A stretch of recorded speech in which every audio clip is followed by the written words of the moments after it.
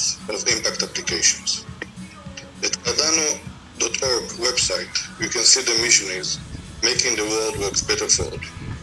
And in fact, by the research we did with Sustainable AIDA and Cardano for Climate, analyzing the different applications of catalysts, we find that the vast majority of applications on catalysts have direct or indirect impact on nature, on living planet.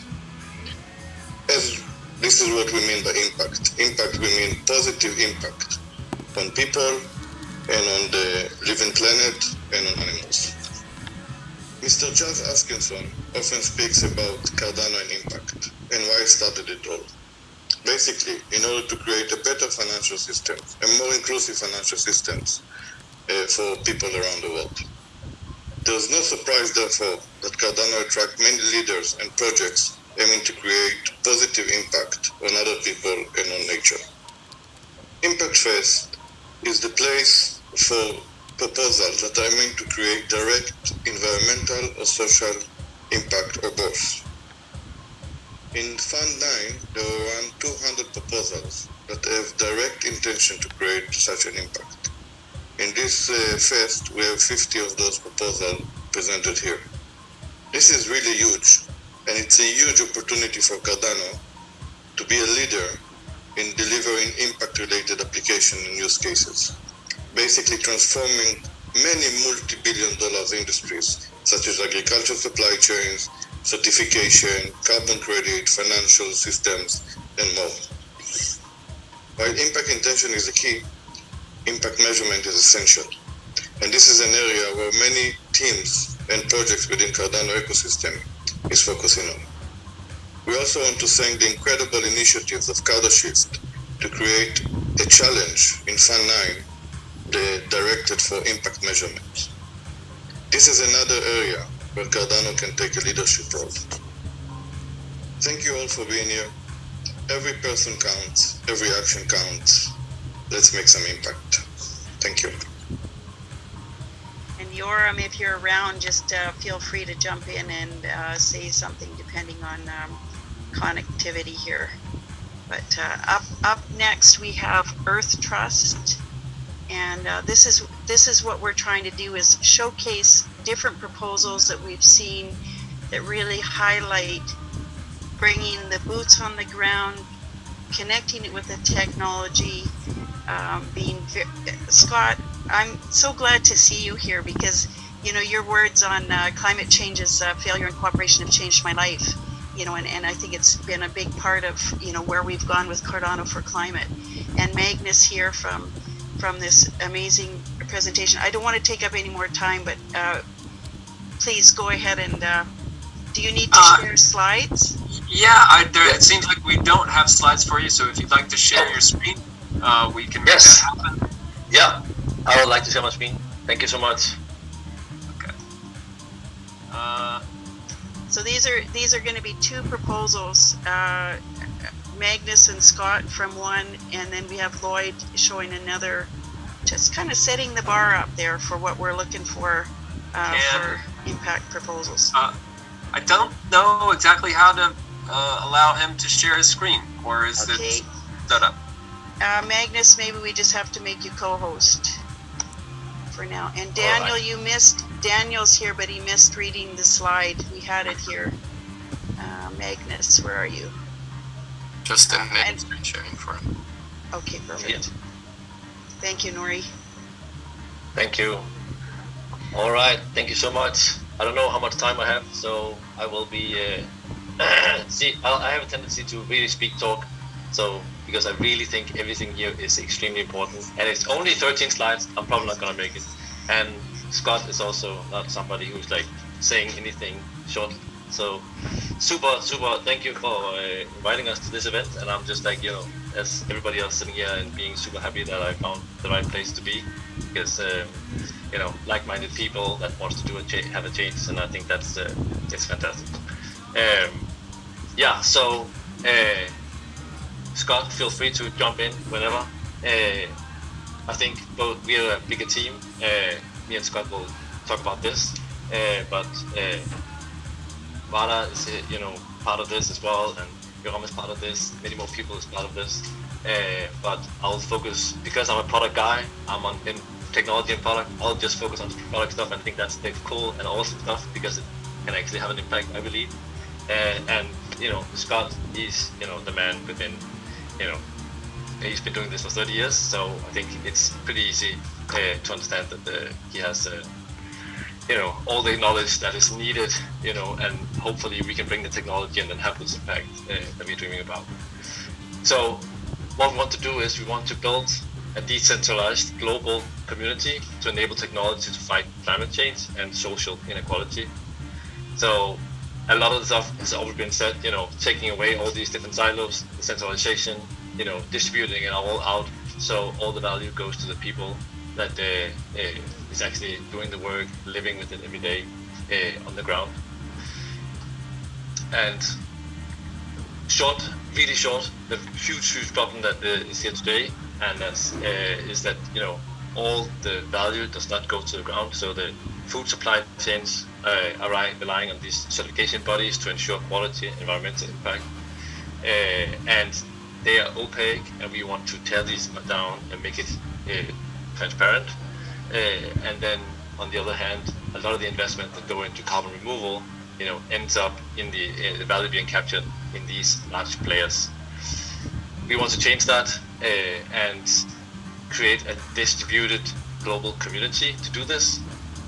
It has two different main components. It has like a global community of the whole world coming together online, working together, and then has local communities that are used as oracles on the ground.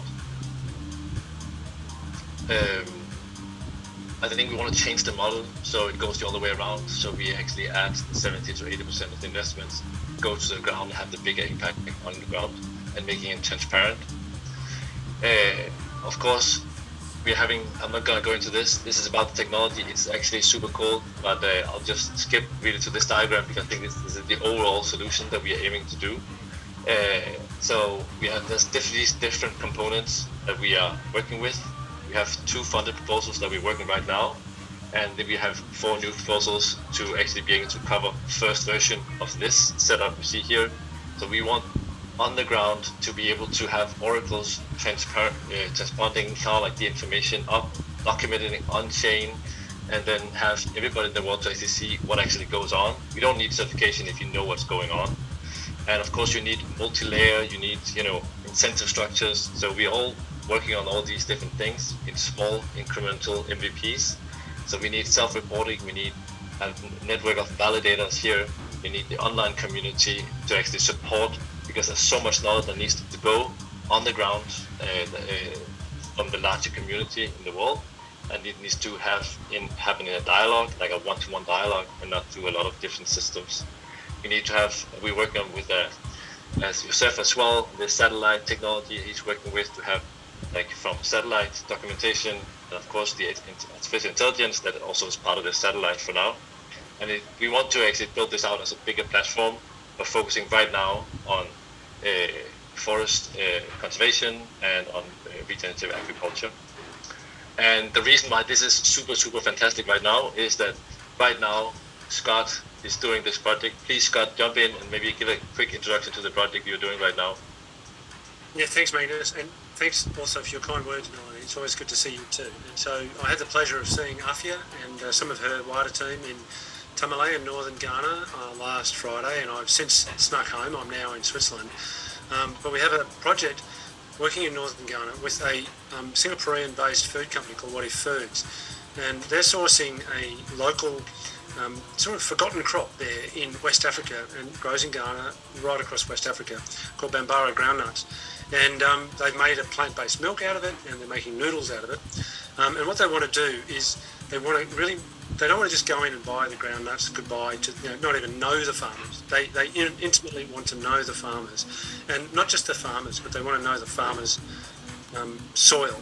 And the soils at the moment are pretty dead, devoid of life. They've been ploughed and burnt and fertilised and chemicalised and all sorts of things.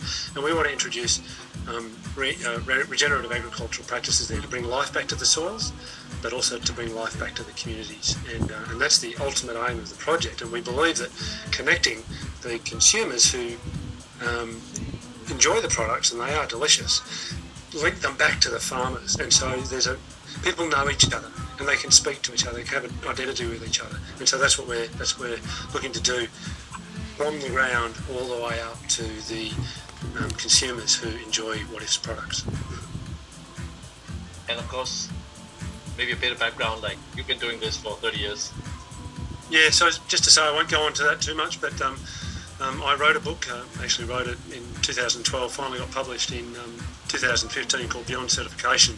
I set up a not-for-profit in the UK in 1999, really pioneered responsible sourcing, and so many companies went to certification to try and prove that they were doing a great job. And I did too. I thought, let's get all of this stuff certified so we can show the consumers that it's from well-managed forests, for example, that there are no human rights abuses, we're looking after Indigenous people. And what I learned very quickly was that it became a scam. It became an absolute greenwashing scam. I see it today. So I wrote this little book. It's free. You can download it for free as a PDF because we wanted as many people to read as we can. And in 2016, when I first learned about blockchain, and I didn't really learn much about blockchain because it was a bit beyond me. I'm a forester. But at that time, I looked at blockchain. I said that could replace certification with the transparency that the technology can bring. We can replace certification, and I think it hasn't really happened yet. And one of the exciting things for me, where I look at this, and the alternative that I introduced, this VTTV model, which is you start with your values, and then transparency, how are you going against your values? And then when you find there's gaps, T for transformation, and then verify. And I believe that the blockchain process can do this, but no one's really working on it. And so while I'm busy working in the bush, and my meetings with Magnus and Yoram and the team, we've said, well, let's get started on doing it ourselves, and let's see if we can prove the model can work. And I believe it can. We're excited about it. And just to pilot it there in Ghana, but then make it available for the world and supply chains and value chains all over the world.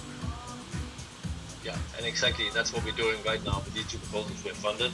We're piloting in the Ghana project, and we're going to have an MP late August to actually have validators go to the ground, submit progress report. Like, we're going to have the progress report go into a UI for the foundation to actually review these and then give feedback in a feedback loop. Very simple. It's going to be first version, but it's going to be live, and it's been done in 2 months. So that's extremely awesome.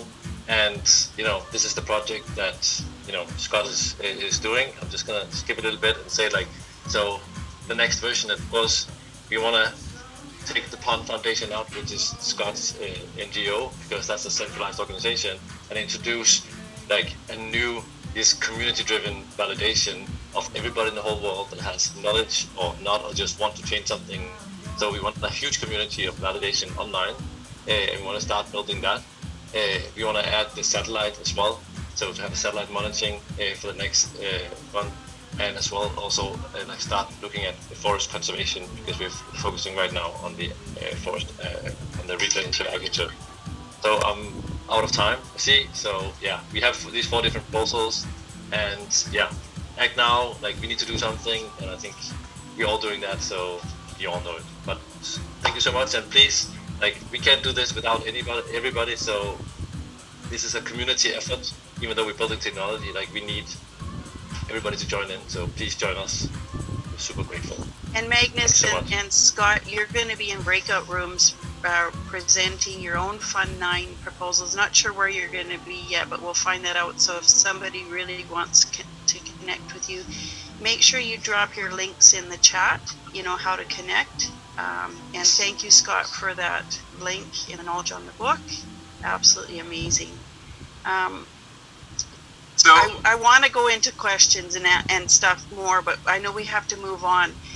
Lloyd, I saw Lloyd's proposal at Town Hall a couple weeks ago, thanks to Daniel and this shifting around and stuff like that. And it's oh my goodness. Lloyd, handing it right over to you without any further ado. Thanks, Melanie. I appreciate it. I'll try to get through it quickly, so I know we have so many other things to do today. It's an honor and a privilege to be here with everybody that's here today. Thank you so much for having me. I want to tell you a very brief story about the tiny urban farm with a very big dream, and that's Living Green's Urban Farm, and we're building the Urban Farmer D app. Newman, next slide, please.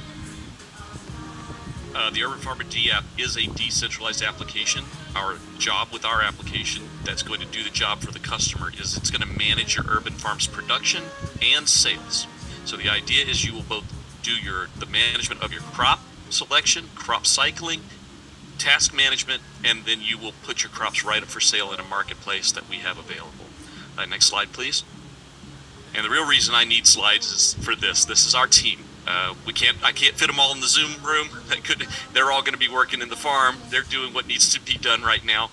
Melanie, my wife, our CEO. I'm the CTO of the company. We have 2 full stack developers. One of our full stack developers is a certified permaculturist. He came to us as a permaculturist who was also a developer, and I couldn't think of something better to have on our team than that. We have a hardware developer, we have a sales manager, a farm manager, a farm technician, and then even the youngest in our family have to get involved. Somebody's got to wash the trays, so our junior sanitation engineers there, Brady and Amelia. Next slide, please, Newman. So today and every day, this is what I try to bring. So to Dr. Mahala's point, this is the way that I look at metrics. There's 3 bottom lines to everything, and those 3 bottom lines are people, planet, and profit. And no one is more important than the other. They all 3 have to coexist. That's why the way I have it here is basically a Venn diagram with our organization right in the middle. That's the striving goal. That's what we're trying to reach, and that's what we build every day. So we look to make sure that we are doing the best for our people, and that's not just the people that work for us, but it's everyone in our community, every stakeholder that's affected by us. Are we doing the right thing by the planet? Are we either putting back more than we're taking away, or are we at least the things that we're taking out able to be regenerated? And then lastly, profit. We do as a business have to make money, and so does the people who are involved with our business. They have to make money. They have to be able to prosper in this environment. And does our business accomplish that goal? So that's our bottom line. That's our philosophy. And I think today that was more important than talking about the app itself directly, was our philosophy. And if you don't mind doing the last slide, this is how you can help. And I'll post these same links right now into the chat. There you go, guys. And if you are interested in helping us out, you can apply to beta test. You can please vote for us for our Fund 9 proposal, which will take our application to that next level that it really needs to go to be fully successful. And then we have our link tree there that you can find. All of our social medias there. Discords are there. Come and talk to us if you have questions. I'm the only one that is available. The rest of the team is all working. So I get to sit here and talk with everybody every day. So I'm living my dream job.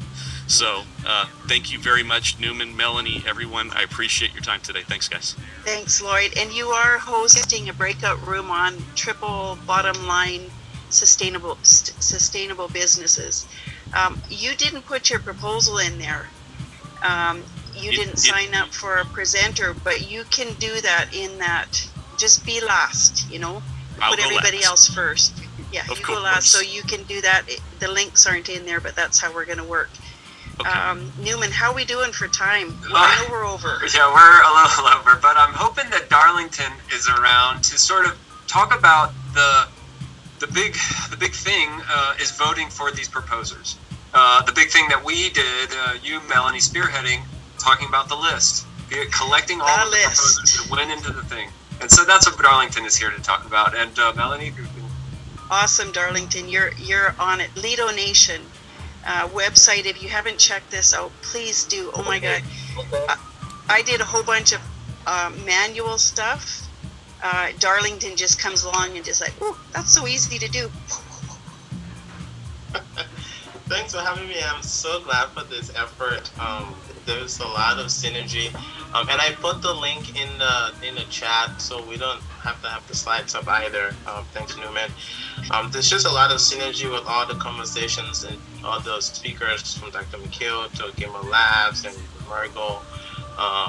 And so what Lido has been coming in is sort of what can we do to sort of reduce the isolation of who's working on what, like who are the people that's doing stuff in Kenya or in the Amazon and rainforest, or so if you go to both of those links that's in the chat, there is the generic Catalyst research page that just shows all the proposals. There is a dedicated filter to scope all of your subsequent search to just the impact proposals.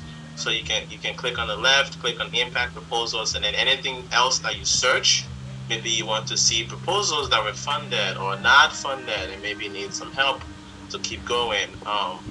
The tool will let you do that. And then if you are looking for all the proposals that are presenting today, you can specifically click on the voter tool, and there's a little toggle there. It will show you all, I think it's 207 or 205.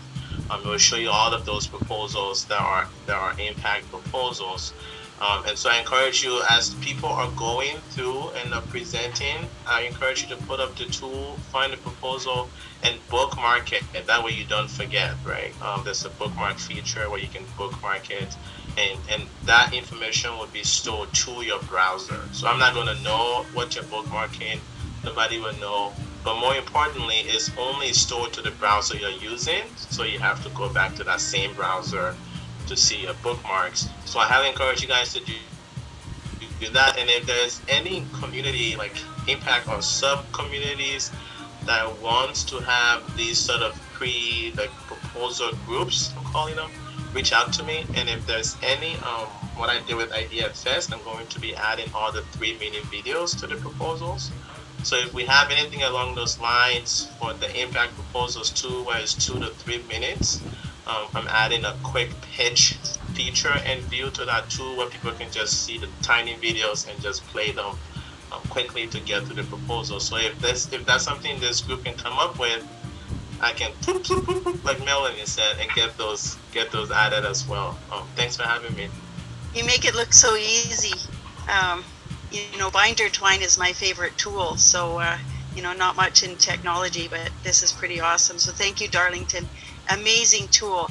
It's making me think, the form needs the Lido Nation link on it now, but I'm going to just let that go. And we're going to get this. This is our first iteration on this, and we're going to make it really incredible next time. Cole, you're going to be up next for impact lead generation. This has been something that Cardano for Climate, Yoram, Cole, Sustainable ADA are all working on. How do we draw other people into Cardano from outside our system that don't know? Cole, you there? Yes, I am. Do you have the slides by chance? Here we go. Awesome. I'll go quick just because of time, but hey everyone, my name is Cole Bartlett from the Sustainable ADA team, and this is the Community Impact Lead Generator by Cardano for Climate and Sustainable ADA. And we actually had the honor to get 2 of our Catalyst proposals funded in Fund 8, both the Community Lead Generator and the Cross-Chain Lead Generator. Next slide. So a decentralized model for lead generation, using the power of the community to generate leads to onboard impact companies and cross-chain collaboration opportunities for Cardano. Community members will leverage their networks and expertise to onboarding new leads and be incentivized for their work. The goal of this work will be to reach more companies and projects to establish a collaboration with Cardano and its ecosystem. Next slide, sorry. So target leads. The objective is to leverage community-generated leads to connect with projects and companies who have a connection to sustainable impact, climate action, or connect to the SDGs, and bridge those projects into the Cardano and Catalyst community. We see this as a big opportunity to onboard more impact-driven projects and businesses onto Cardano. Next slide. So what is a lead generator?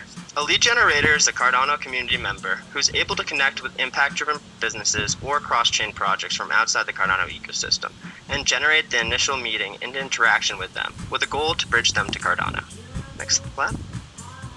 So looking at the lead generation process, we're creating a decentralized model for lead generation.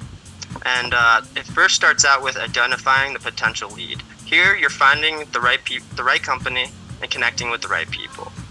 Then you set up an initial call.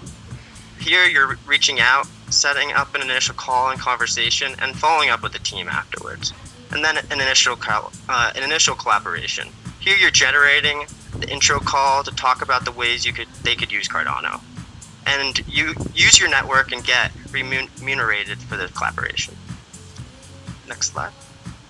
How to get involved. Join our Telegram chat and Discord channels to stay in touch and follow the process. We'll be dropping those into the chat below.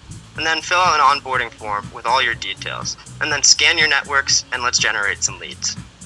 One more slide. If you want to look a little bit more at this process and take a in-depth look, please feel free to check out our overviews of the Community Impact Lead Generator and the Cross-Chain Impact Lead Generator. Thank you so much, and let's bring some more impact-driven projects to Cardano. Thank you, Cole. This is pretty cool because yesterday at our meetup we had three new people. Two of them were connected to NGOs. This is exactly what we can do, is how we bring them on board to Cardano. We are going back to the slides real quick, Newman. Just a short story on climate change, the challenge. You can go put up the slides, the next one, I believe. Fund 6, just before the deadline, door goes, you got a crazy idea, put it in. So I put in climate change, the challenge, and here we are almost 1 year later, very close to the anniversary of us starting this.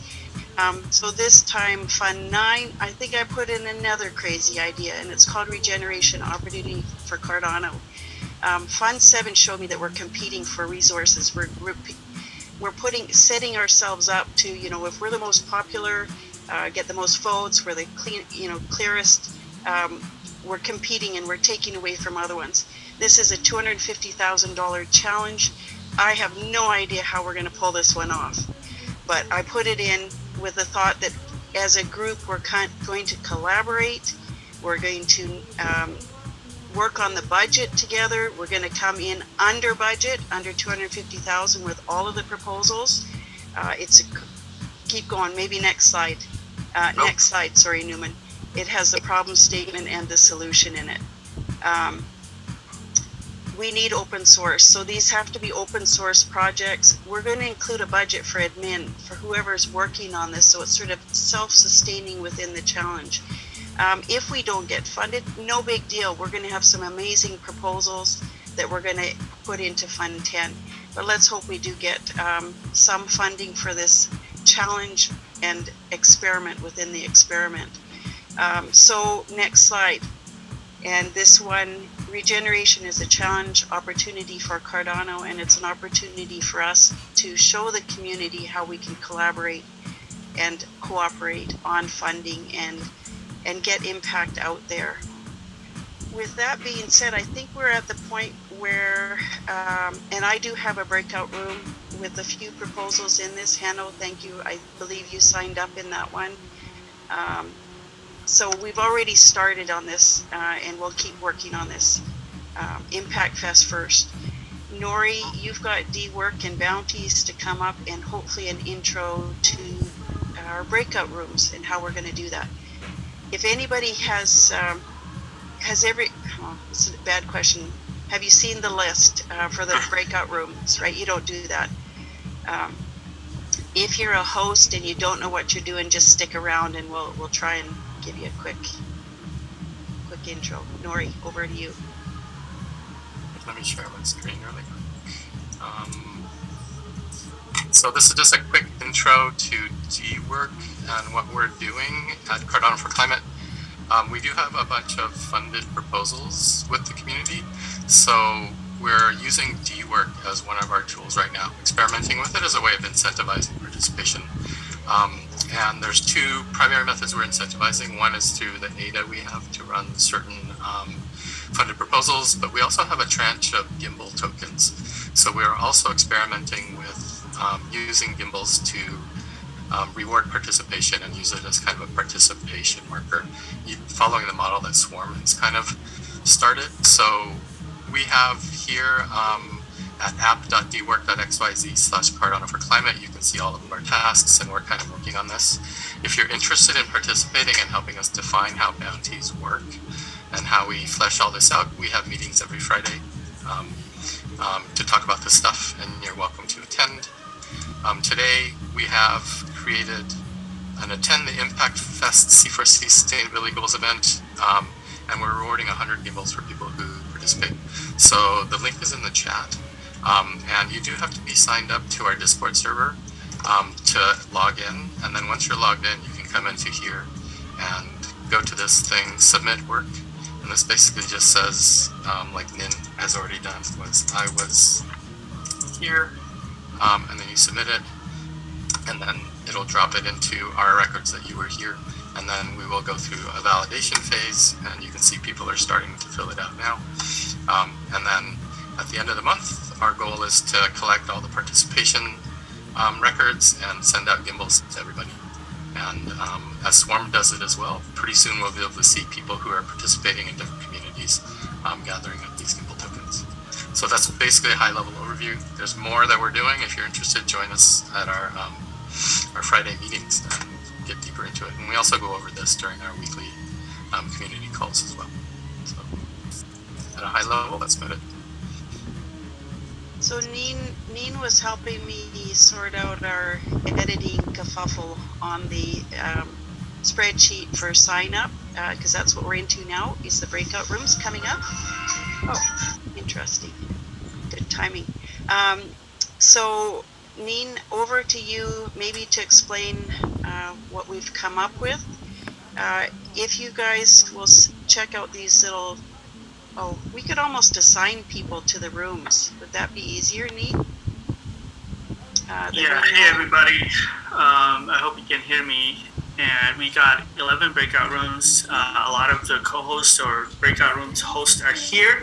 If they, for any reason, happen not to be here, no worries.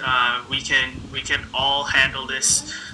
Just whoever is the first proposal, I nominate you to be a breakout room. We have a lot of amazing proposals that directly either have environmental or social impact directly. So a lot of proposals, about 60. If you are here and you're not on the list, there are a couple of open slots in some of the breakout rooms. Join there and ask your host if there's an open slot, and then when it's time, go for it. The breakout rooms are open now. You can check them out. They should be all there, and yeah, I just dropped the link into the sheet. I'm hoping it's the right one. There you go. Okay, there we go. Thanks, Newman. Awesome, thank you. You will be able to present your slides. It's a 10-minute each, 5 minutes for presentation, just like a little bit longer than IDFS. I think IDFS was 3 minutes, and then we'll have 5 minutes for Q&A in your room. At the end, we'll have a group discussion, share contact information, collaborate to achieve impact faster. Thank you all. Have a good time. All right. And did I send the right link? Yes. Maybe, Nin. So that's the list if you need to see it. If you get stuck or need to figure out, we're going to get the host, whoever is host or co-host, if you can record the breakout room. Simon, do you have a way to upload these recordings? Yes, we have a link. I think it's best if you distribute the link through email. So watch out for that and just upload it onto the drive and we'll upload it on YouTube. And thinking sorry. of that, let's just want to break in here and say that perhaps we can say goodbye to our recording, and you can check out our playlist for the recordings that come from the breakout rooms and the individual recordings of the proposers here at Impact Fest. This was wonderful. I would love to hear some appreciation. I love that part of our great job. Yeah, whoa, fantastic. The big cheer to make this thing go on. Melanie, wow. Thanks, Tommy. Okay. Really incredible. I do have there is a feedback form which I would love for you to fill out and sign up. It is how we are validated and paid, basically. Thank you for attending. This is part of the attendance. If you can give us some feedback, I will drop that into the chat when I finish speaking. And I would love to get a little bit, and then we'll shut off the recording and say goodbye to our recorded YouTube friends. Don't forget to give the breakout rooms host capability so we can record. Yeah. If all the hosts can raise their hands, it'll make it really easy to identify and give And you. we can find out what hosts don't know that they're hosts. Bye, y'all. Bye. I'm raising my hand. I can't find it in the. See you. Recording stopped. Right. Awesome. Juanita. Thank you, guys. That was great. You guys did great. Reactions there. Okay, so just bear with us a little bit as we sort this out. If there's any problems, just come back into the main room, and we'll sort it out. Stop live stream. Oh, we're gonna stop the live stream now, though. Okay. Yep, let's do it. Okay, that's stopped. Thanks, you too. And so whoever isn't co-host, we'll make you a co-host there, Neen. Awesome. Thank you. See you around, people. Have fun. Bye. See ya. I'm gonna drop into to my breakout room. Thanks, everyone.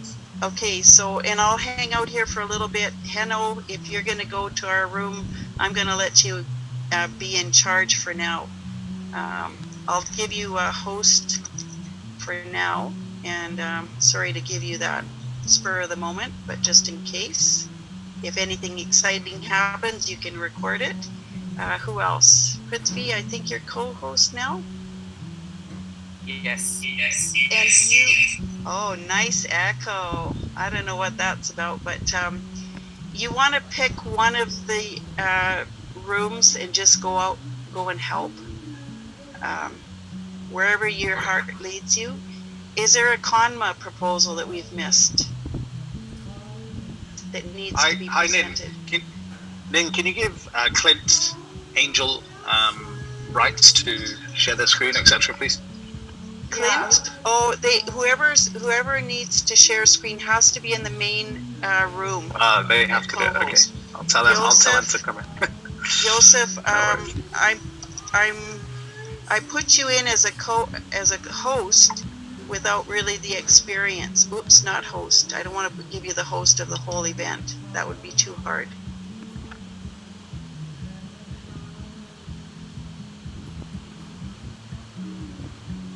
Is that Bigum? Is that right?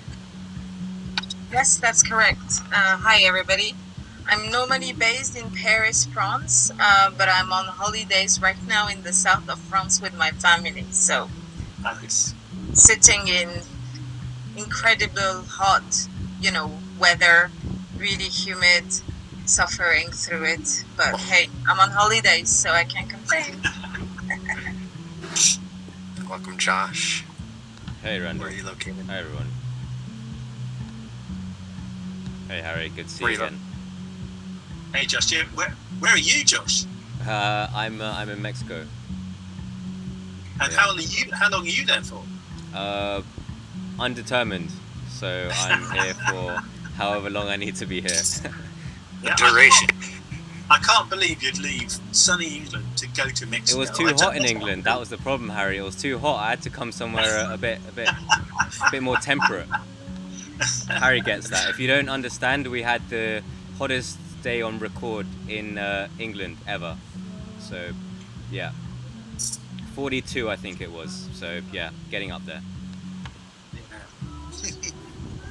So, yeah, I had to leave. Anyway, over to you. Nice to see everyone. And Logan, where are you calling from today? Right now, I am in Ocean City, Maryland, but typically I call from Florida, around West Palm Beach. Nice. Nice to see you. Mercy. I think we're just about ready to get started. I think we're looking for recording, somebody who will be able to do the recording. Yeah, unfortunately Newman got bored and left. Yeah, it needs to be a host. I don't do that usually for about 4 or 5 minutes before everybody leaves, but that was a record. Simon should be able to record it. He's co-host. Yeah. I will become a co-host. Yeah, maybe I can start. Recording in progress. Recording stopped. I can, but I can't record to the cloud, unfortunately. You can't what? I can't record to the cloud, unfortunately. All right. Well, I'm streaming on YouTube, so worst case, you can just pull that clip if you want it. Okay, there we are. Okay. Oh goodness. All right. So, thank you all. I do have the recording, and I'm going to start that recording up right now. Recording in progress. Hello and welcome to the Organizational Change and Monetization Breakout Room of Impact Fest Fund 9 C4C. It's August 11th. You're joined here with the beautiful, beautiful folks. Thank you so much for attending that beautiful presentation. Super hearts all around. I mean, I am buzzed up, and I think Melanie is on fire with the spirit, and I feel like the whole thing is doing really well. And I want to recognize you all, but in particular the host of this room, Randall Harmon. I know Randall through the work that he does with Done Collectively and so many other places, Gimbal Labs, etc. So Randall, please come up and introduce yourself, and let's start this breakout room. Well, my name's Randall, and I am passionate about organizational effectiveness and equity and multidimensional outcomes for organizations. And I'm really inspired by the recognition in the presentations in the last hour of how there is really a deep connection between the social level and the environment and the other impacts that we make when we're having society built on one-dimensional hierarchical interests. We don't get all of the results that we want. We only get some of them, and largely we get most of the results that the few want, rather than the results that most of us seek. And that's what's motivating to me about the opportunity to enable small, new, and developing organizations, but also enabling existing organizations and cooperatives that are in the existing regular world to become more effective, become more impactful, and share together in the profit of doing good things in the world. I think we have an agenda of presenters today. I wonder if you all might just give a little 30-second introduction about yourself. Yeah. And we might start with Izzat Begum. Thank you very much, Randall, and thank you to everybody for organizing this, participating in this event this evening. My name is Izzat Begum Rajan. I'm a Fund 9 proposer under legal and financial implementations. I'm an international tax attorney. I've been doing that for 25 some years. And this evening I'm going to talk to you about my project, Tax for Blockchain.io. And I'll tell you more a little bit later, so stick around. Beautiful. And do we have Mercy, or shall Harry jump in? Is Mercy there? Oh, okay. So my name is Harry Hillier, and we run a consultancy and coaching firm off-chain, but we've been involved in sustainability and impact, I suppose, since about 2006. And then before that, I worked in big corporates and then in small tech firms. And really, what we've done is we run a model that looks at the commercial and cultural aspects of an organisation, and that's the point: organisation, not just business, but organisation.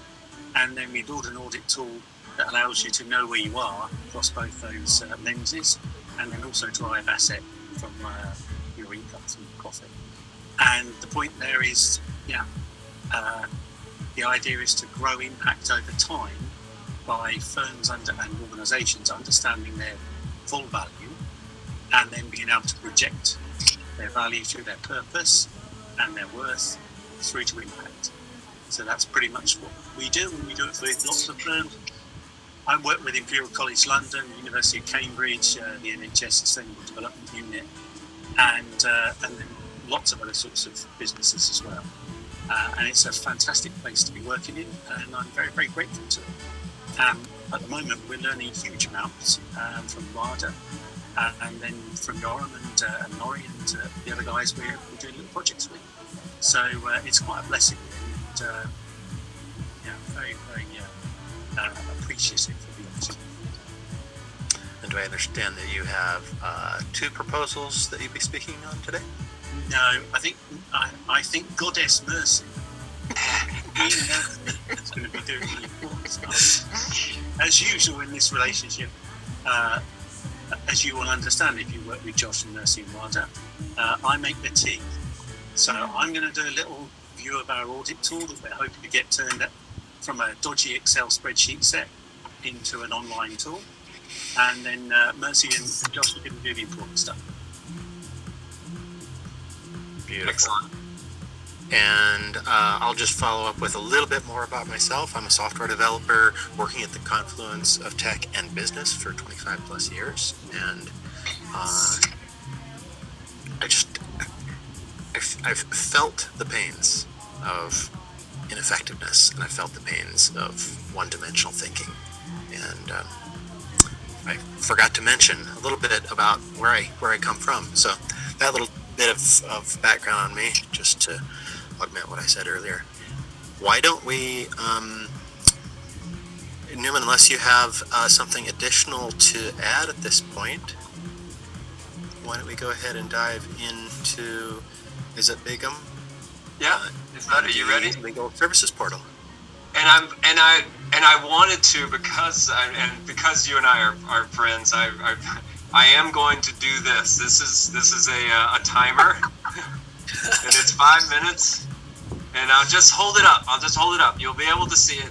And then we do want to be right on the times. I couldn't interrupt that incredible love fest that was going on. But I will interrupt. I will interrupt here simply because we want to be mindful. So that being said, the recordings will be chopped up. So I thought about maybe trying to do individual recordings, but I think that might be more beneficial to just do one big recording and then we'll chop them up later. Good deal. So just one question: as a native English speaker, do I get twice as long because I'll be talking very slow? No.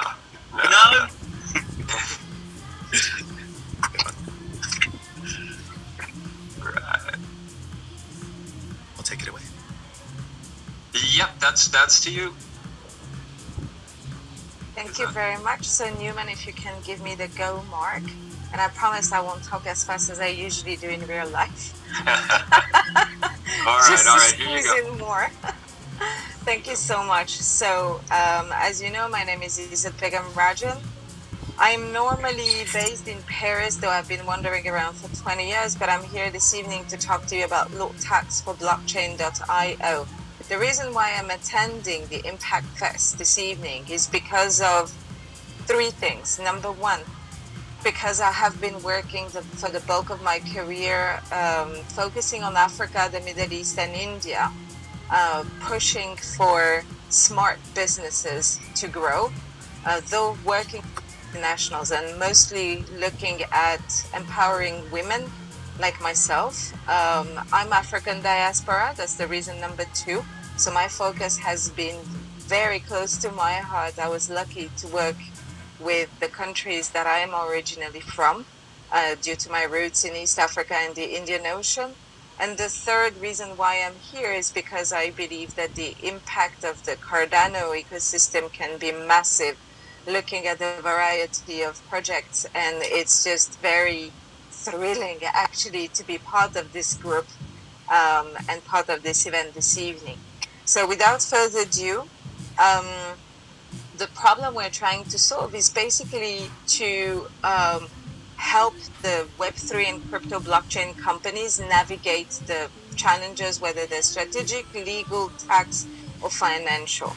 What I mean by that is that we quickly realize that founders are usually focused on their services, their product, the tech, but they quite often put up to too late anything that is legal, tax, compliance, strategic, financial related, simply because they feel either scared or they feel that it's an Everest to climb, they feel it's too difficult.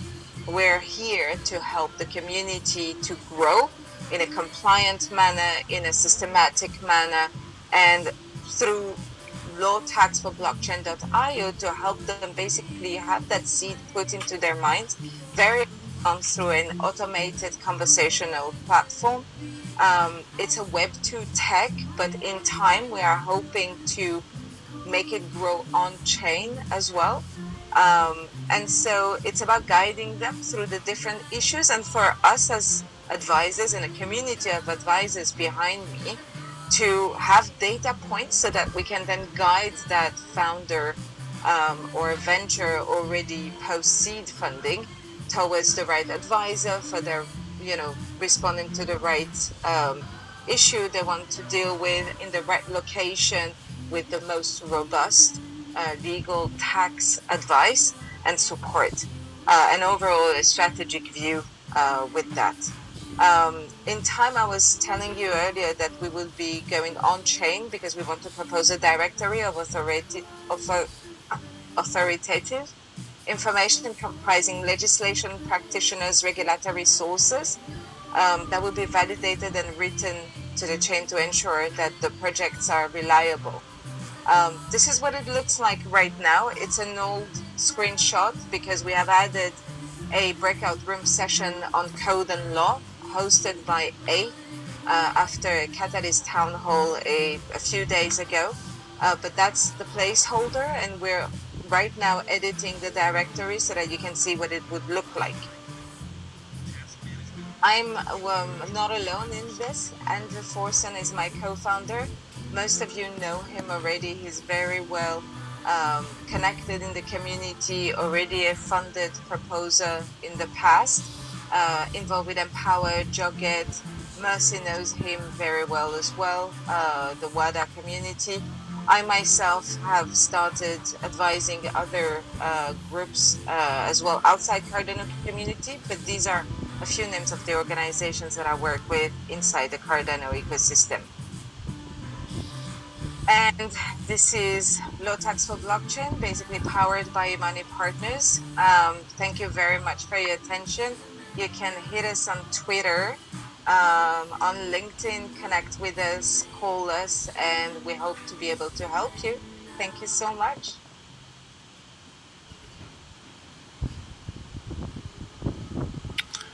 Beautiful. And we have, Newman, you're still on mute.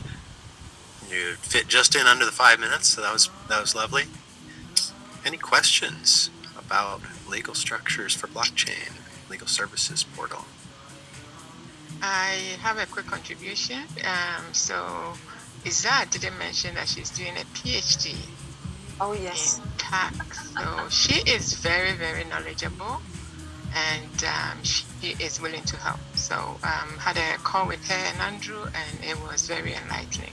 So yeah, just chipping that in there. Thank you for reminding me, yes, Mercy, that I'm actually doing a PhD on taxation applied to crypto assets, focusing on utility token.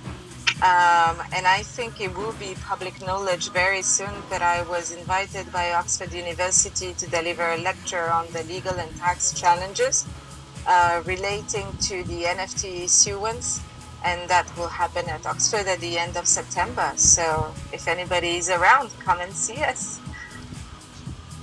Nice. And Newman, if you check your DM, we've got a little bit of administrative question. For Logan, or does anyone have like a pressing, because we're over time? I know that people are the time schedule, sometimes we're very, very scheduled.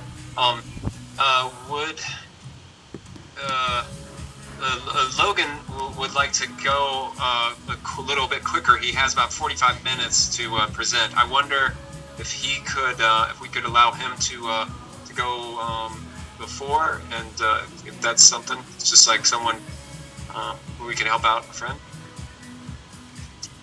If anybody is opposed. Yeah, I mean, I have a call scheduled in about 45 minutes, so if other people need to go, we can stay on court. I just want to make sure that I could do it before I have to hop off.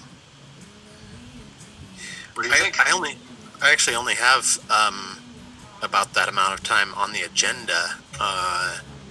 Interestingly, though, I don't have your name on the agenda. Oh, really? I thought I signed up. Well, I know I did. Did the form. Yeah, the agendas did get a little bit did get crossed up, and it is open until the time, until the recording stops, I guess. I have no issues with it, but I am respectful of the time. Cool. And that's tangential to any conversation that we might continue about the legal services portal. Yeah. I do know that Isats is an incredible. I've seen her work her magic before, and very, very engaging, very, very astute at sort of getting doing the consulting type of work. Is that what folks do? Is it's a consulting arm? It is. Thank you very much, Newman, for allowing me to clarify that. So I am an international tax attorney, and I've been practicing in large multinationals in-house most of my life, though I have been also with Ernst & Young as an equity partner for Africa, actually. I was the first and only female partner in the African Francophone Africa Partnership, which was a challenge in itself, I have to say, which is also why it didn't last that long, about 3 years. But that allowed me to then move on to growing as I would say, C-suite executive. So I've been a CFO, a COO, a CEO for very large organizations operating in, I would say Southern Hemisphere countries, Africa, but others as well. And that basically helps me empathize a bit better, I would say, with the founders' issues, the concerns, because they are building their C-suite, their advisory board, looking at operational issues, and their pain points may not be necessarily verbalized as I have that legal issue or I have that tax concern. And it's for me to try to find my way in their almost therapy session with me, and then organize that, help them prioritize, make sense of what is necessary as a must-have, vital for the business to grow, or that can be left a little bit later. So I guide them in that process. So it is consulting rather than me just being an attorney billing by the hour. So yeah. I do feel like that's it's an issue that with business owners, especially when they're shifting paradigms, that it can be very unsettling, and But I trust your professionalism.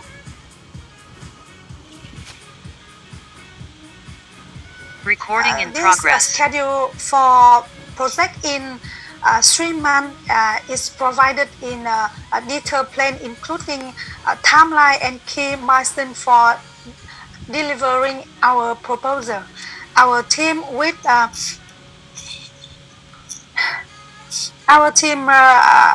are lecturers with many years of experience in teaching and writing, especially IT tech box, understand the process to create and publish textbooks in Vietnam University. We are also full stack developer, funded proposer, SPO, and Eastern Town Hall moderator. With our experience, we believe the project will be successful if it is funded.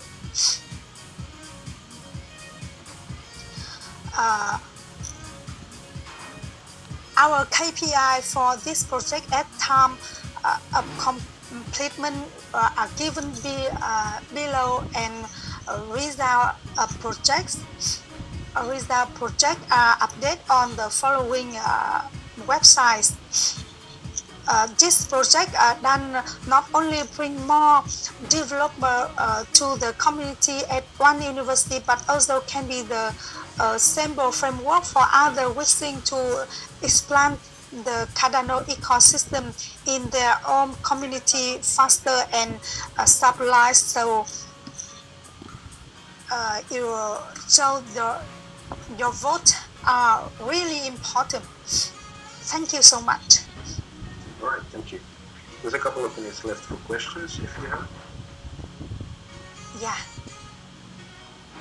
I have a question. Do you have a deal with an existing university in Vietnam? Or if not, what are the challenges to get this course on a university? Can you repeat again? Do you have a deal with a university to get this course into a university curriculum? Yes, I am a lecturer, IT lecturer, so I wrote object-oriented program course. So you'll be able to just put the course up when it's ready. It'll just go into the curriculum immediately. That's great. Thank you.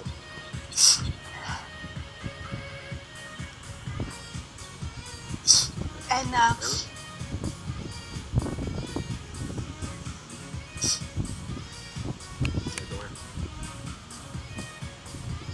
¿Cómo vamos? ¿Todo bien? Sí.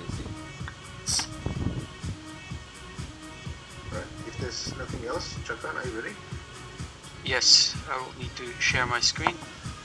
Just jump in. There we go. Hello everyone. My name is Chakan. I'm with the Little Fish Foundation, and I'm very excited today to talk to you about our Ikigai in Community proposal in the DAO's Love Cardano Challenge.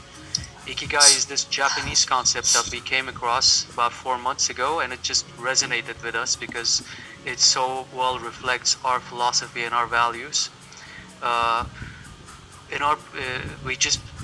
It resonated so much with us, we just put it into our white paper and started experimenting and playing around with the idea.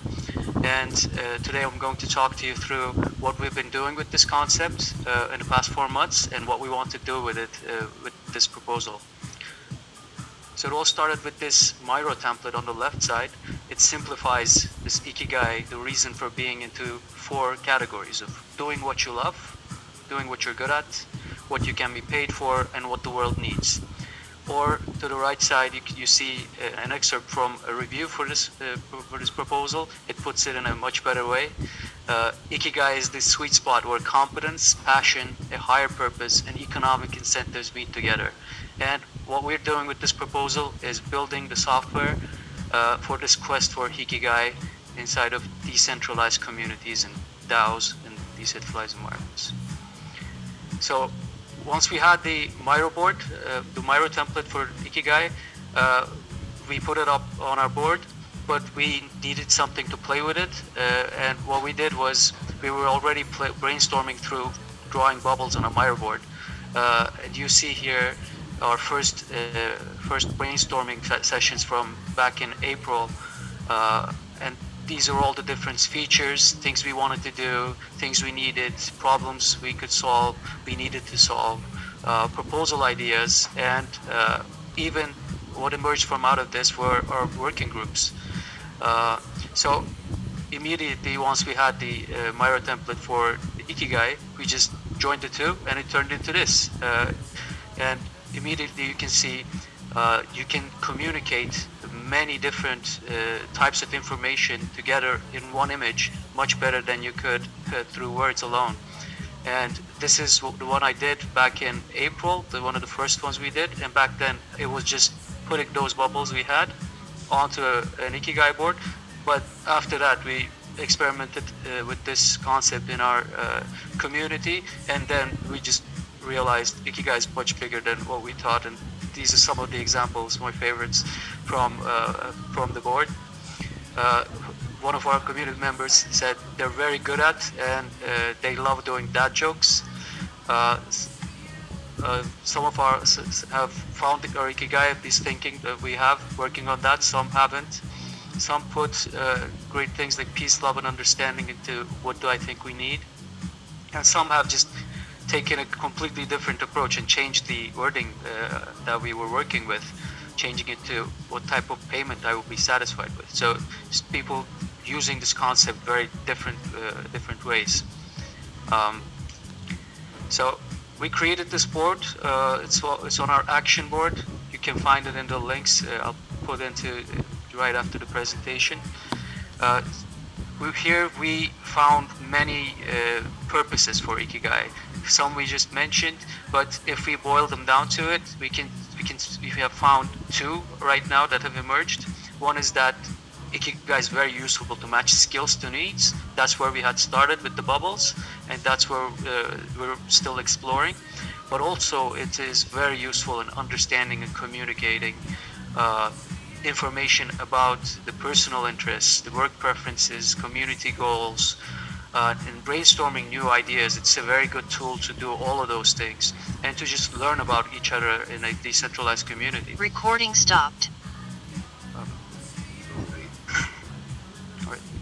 Recording in progress. Right.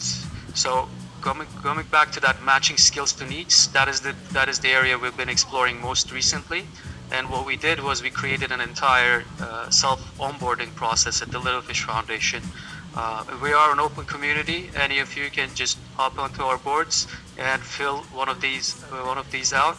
At the left side, we have the roles for all our different working groups and for all of Fund 9, the proposals we do, and some non-proposal roles as well. And you just take some time to learn about all of these and do your ikigai, and immediately you know exactly what type of work is needed and what you can provide to the community in a way that will fulfill you and get you earning some money as well. So if you're interested in ikigai, there are many ways to get connected. We do ikigai workshops in our community. Our bi-weekly community meeting is this Monday at 19 UTC. You can join us there. If you're part of a decentralized community and you want ikigai workshops, this proposal is about getting those workshops into your hands so we can experiment with this idea. So get in contact with us. And also, if you really like what we were doing with the self-onboarding and you want to join the Little Fish Foundation, you first need to find the Little Fish Foundation Roles of Fish board, and then you can fill it in. And thank you. If you got any questions, I'd love to answer them. Yeah, thank you. I want to join.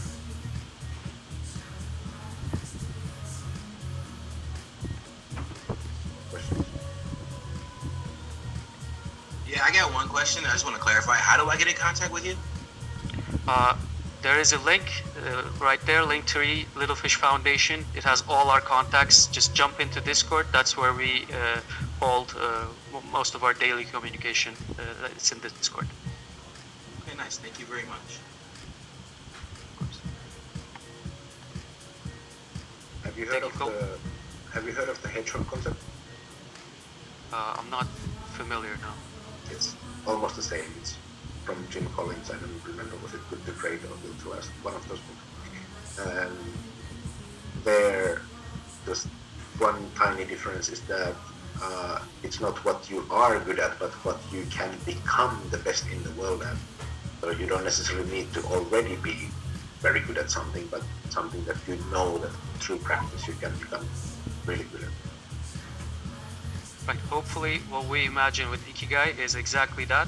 We put that into what you love, maybe what you can be paid for, that you can move into what you're good at if you're really passionate about it. But we're also thinking maybe those different circles could be just entirely different things. That is an area to explore with these workshops as well. If there is a way to make it such, add new areas for those circles, maybe that's also a thing we could do that can incorporate more perspectives.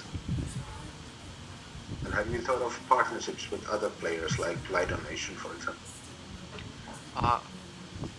we're not familiar with Light Donation. Like we haven't got in contact with them, but we're working with Sustainable ADA, with Goal, with C4C, and some other groups as well, with the Social Design Academy, and hopefully I'm not missing anyone.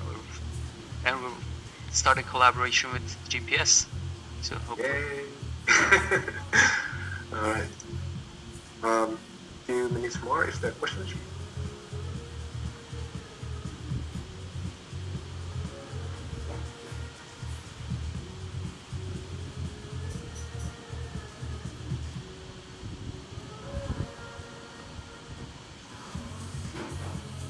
Okay, then I believe I'm next on, and if there's no other questions. Thank you, everyone. Yes, thank you very much, too. Thank you very much for that presentation. Hi, everybody. My name is Wada. I'm from Wada. Wada is on a mission to fund the education of tomorrow's leaders. Wada is a Swahili word that means better, and we're looking to bring better finance, better education, better inclusion for those that need it most. We are based in Uganda, in Kampala, and we have another few team members, Michael, Robert, and Bradley, but today I'm leading the presentation. Wada was inspired by the Catalyst ecosystem. In short, we're providing spinning up DAOs that provide the community tools to provide finance for students. So in essence, we're a DAO that provides student finance. Like I said, the Catalyst ecosystem inspired us, and as such, our system consists of proposers, assessors, and voters. And we have 3 tokens in our system: ecosystem, VBORA, SBORA, and BORA. How it works is that a student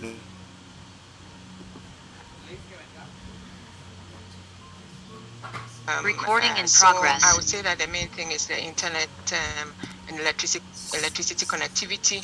For us in WADA, it is how do we make sure that we are retaining these people and we are giving them, whatever they are investing comes at a high cost to them. We are making it worth their while. So that is one of the main reasons why we are focusing a lot on education and trying to create this DAO that makes it very consistent for investors to come in and to help a lot of these young people. Josh is here. I don't want to put him on the spot. If he has any one-liner to add, that would be fantastic.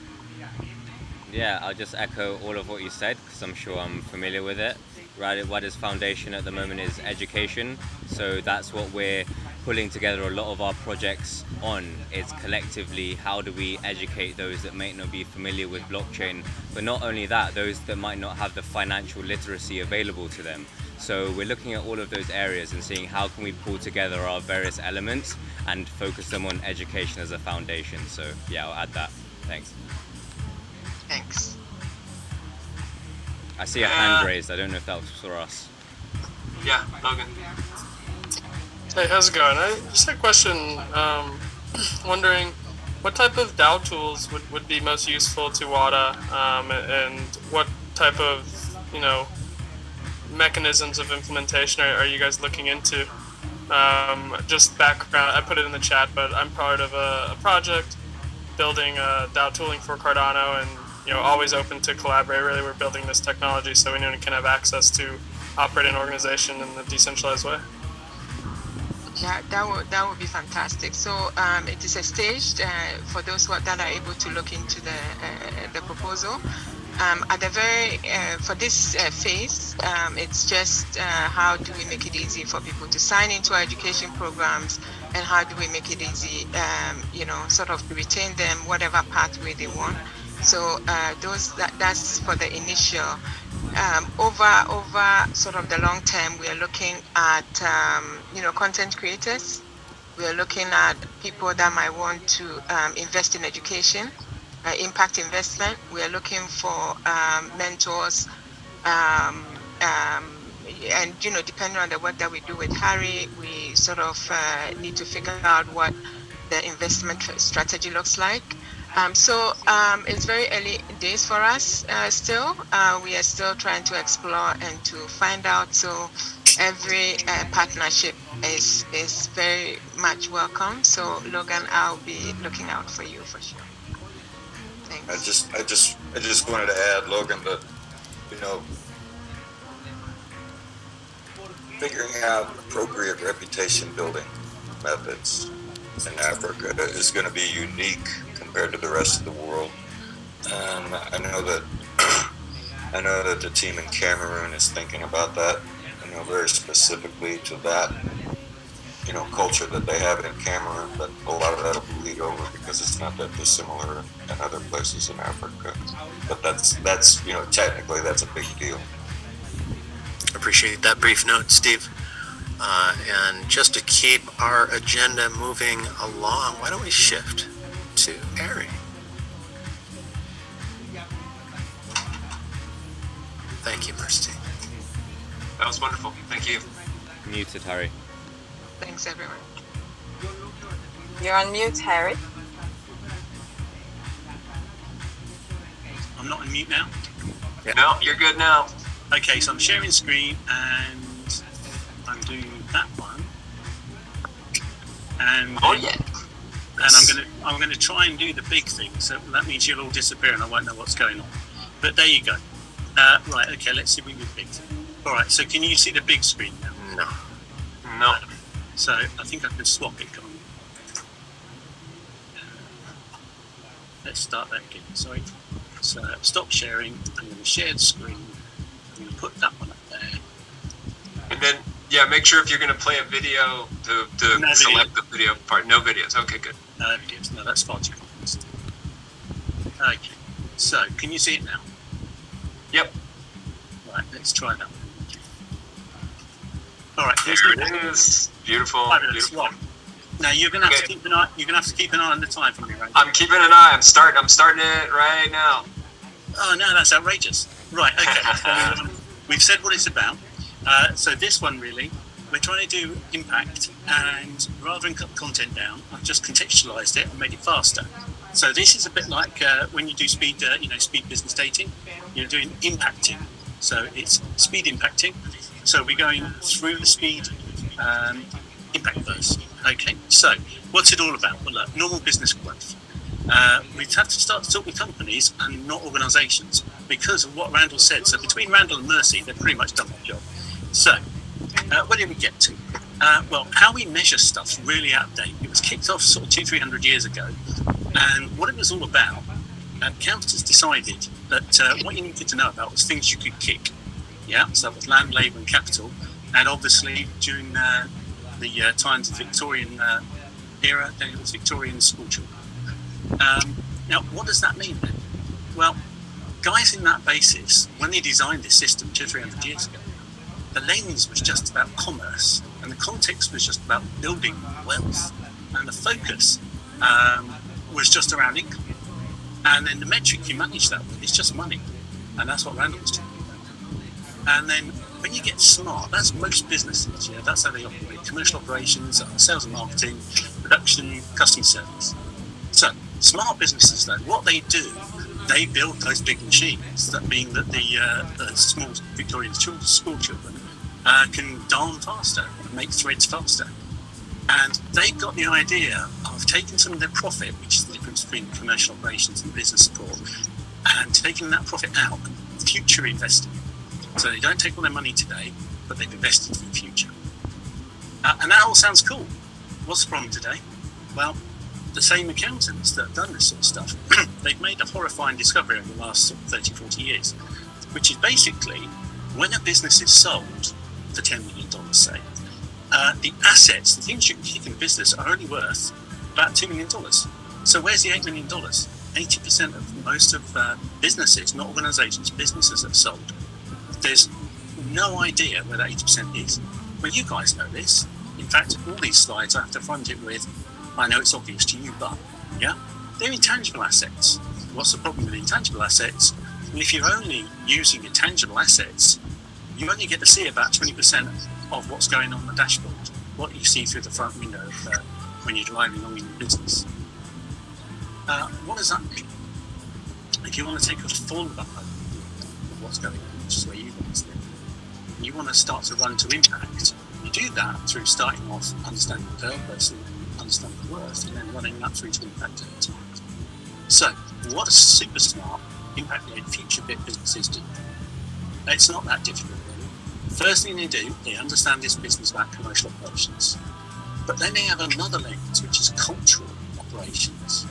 And time check. What does that mean?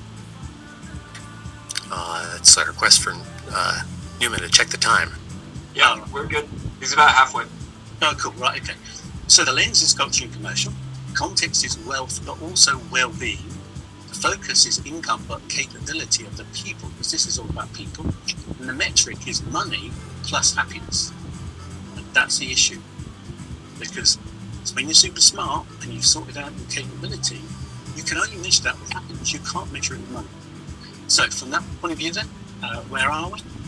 Companies that understand that, then they build their organisation assets out. They get really smart. They then understand their performance strategy. So this is all the stuff around leadership, culture, communications. It's around knowledge management. It's around succession planning. All the things that we as people do that's brilliant, but it's really hard to measure. So lens, culture and commercial, context, wealth and well-being, focus, commercial and cultural assets. The whole point of that one then is then when you're building purpose, which is the thing that ties those two things together, then you're talking about, you can now talk about having intent, which is a cultural metric, and you can have a vision, which is a commercial one. And they can be tied together for a purpose, and then your aim of your purpose is cultural and commercial, makes you worth. So your aim of your purpose then, that then drives to impact. So we now take that point where we've got transactions and relationships, so we're building assets. Across the bottom then, we've got one axis of capability and income, and that helps build worth. But if we project that over time, through our purpose, then we end up with our future investment is impact. So what's the fun of that? Well, for you guys, particularly voluntary stuff, what's happening then is if you're trying to do the hard stuff, which is the cultural asset, it's really hard. It's intangible, it's huge base, and it's usually a service. If you want to do the slightly easier one about assets, about cultural assets today, it's intangible, but it's now based, and it's probably a service. If you want to flip into easier, then you just go for building assets that are commercial, because they're tangible, future based, and physical. If you want to be super easy, you just do stuff you sell today. So, and here we are Yep. at the 5-minute mark. You got to wrap That's up. at the 5-minute mark. So that's cool. We got another 30 seconds, if that's all right. Yep, that'd be great. That'll be a lie. It's a minute. So, how does that play out? That's all right. Again, in this space, though, what's really hard, what's really easy is when you're trying to work out what the profit is from a car or tin baked beans. It's tangible. When you're trying to throw that into an asset, you build a manufacturing. That's not so hard. When you're having people dealing with stuff today, that's treatments, lessons, rubbish collection.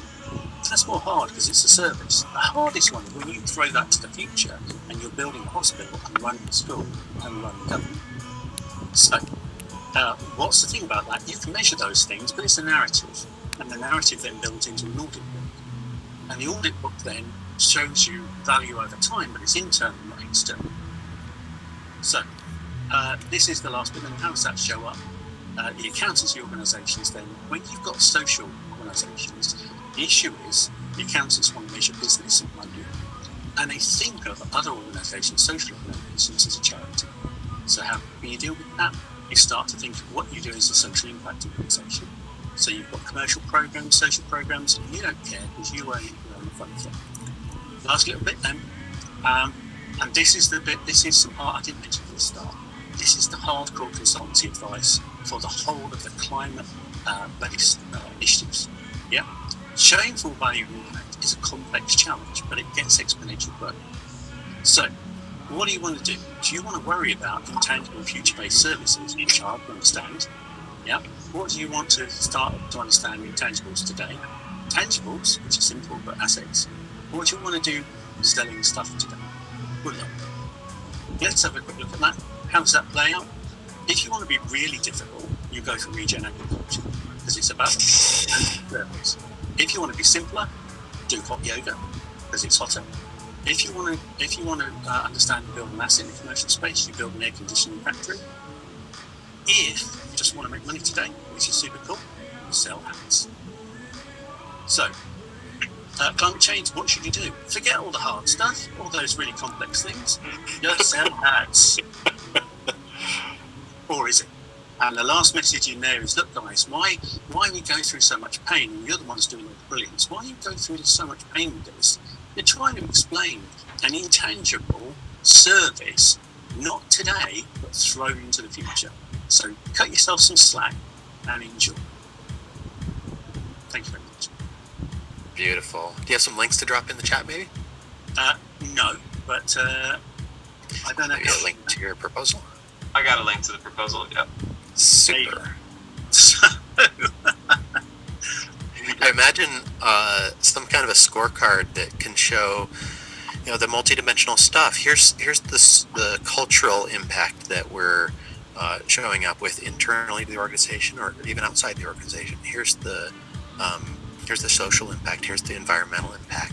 Yeah, that's what we've got, Randall. We've got a full set of a huge Excel spreadsheet. There's a load of areas sit behind the global one I did, and those are all broken down over. You do an audit where you are today, and then you run design thinking, so you set a vision, you map out the gaps, and then you put a plan in place to get to the next level, and you do the same and the same and the same. And that's how you can run your organisation. Like you said at the start, though, the important bit is it's not just the commercial lens. So you can start to have a narrative that captures all that well-being and happiness-based stuff, and then you can do a full audit. So, like I said, you actually nailed it right at the start. Beautiful. That's great. That's great. We still have a little bit of time for questions. So maybe one other question.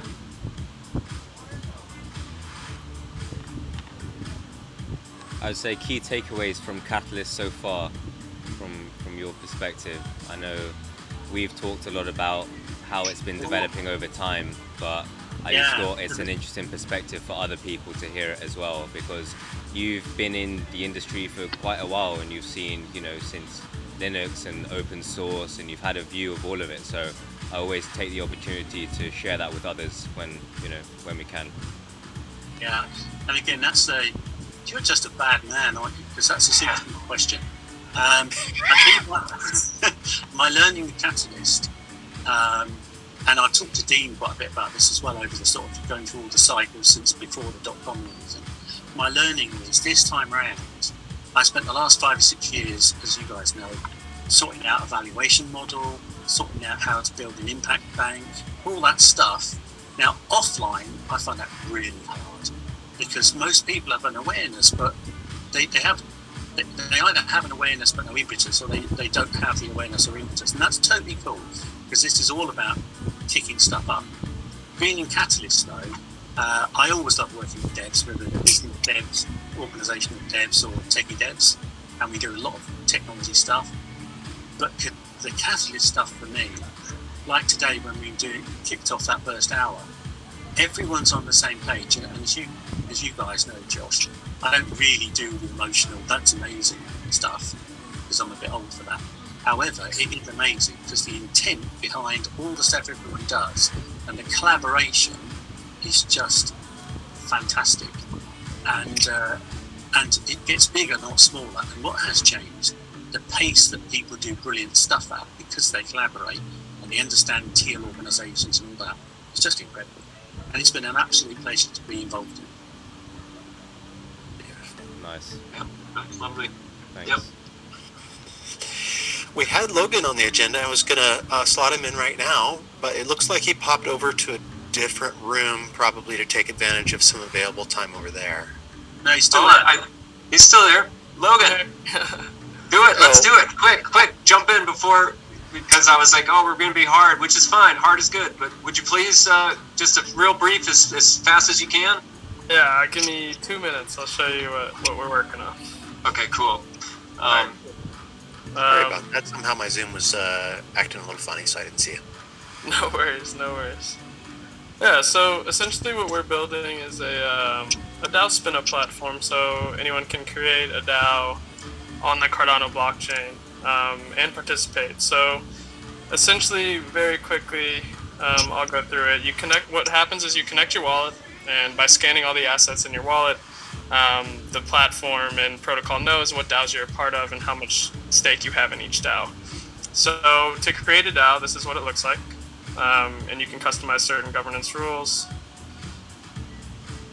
My computer's moving slow right now, but essentially what you can do is, this is off-chain information, put the name of the DAO, the logo, whatever it may be, the description, and then this is really where the smart contract stuff comes into play. So what you do is you put in the policy ID of your governance token so that the governor smart contract knows what asset to look for when governing this organization, and then you can do certain governance rules, customizations for your DAO. So you can say, an individual or a wallet needs to hold this amount of this governance token in order to have access to create a proposal. This amount of people need to co-sign a proposal for it to be considered legitimate. And then you can also set the proposal approval rating. Is it 51? Is it 60%? And then you can also customize your proposal pipeline. So how long is each phase of your proposal lifeline? So the draft period length, the voting period length, all that good stuff. So quickly, the other part of this is you can see all your proposals you're a part of based off the assets that are in your wallet, and you can click in, see proposal details, cast an on-chain vote from the app, and you can also create proposals for your DAO as long as you have enough. So out of the box, we'll have 4 different proposal things that you can have. You can do a proposal to spend treasury funds, update your governance parameters that you set when you create the DAO, yes, no, or multiple choice. So those are the proposals you'll be able to submit to your DAO to be voted on out of the box. And say you wanted to update governance parameters, you could click that, and it's too much to be able to create a proposal. You want to lower that threshold, you choose that parameter, and you can put in that value. But yeah, so voting, I'm not going to get into this, but voting is controlled by staking to protect from double voting. Your stake within the DAO is locked while you participate in a proposal. But yeah, that's kind of an overview of the platform. I appreciate you guys a lot just giving me a few minutes to talk about it. I think, we're happy to work with anyone. Really, why I'm involved in this project is because I wanted to make a DAO, and on Cardano it was just too hard, and you have to pay too much money to find the developers, to get the audits, and we really want to bring this infrastructure so that DAOs can really become a mainstay and people can start experimenting with impactful and decentralized organizations at a quicker pace, so we can get further faster. There you go. Those are some beautiful essential tools. Like if you don't have those, you don't have a DAO. Yeah, I mean, we're really trying to build the bottom Legos of DAO infrastructure, and as we expand on this, we really want it to be a community-driven protocol where new smart contracts can be added to it, and the financial incentives for what smart contracts are getting used is aligned with how it should be. But yeah, thank you for doing please jump in with other questions. But I'm curious as to, for the whole group, the idea between a protocol and application, or like what would these things be interoperable? Like all the different all the different tooling now that's coming out. Would it be something that you would spin up with your tool, and then all the contracts are created? I know that I saw a little snippet on the ADAO that was like, if their tool like Roundtable or something went down, that you would still have access to it. Is that something that's common to the whole group of these new DAO tools, or? Yeah, so we actually had our first DAO Alliance meeting.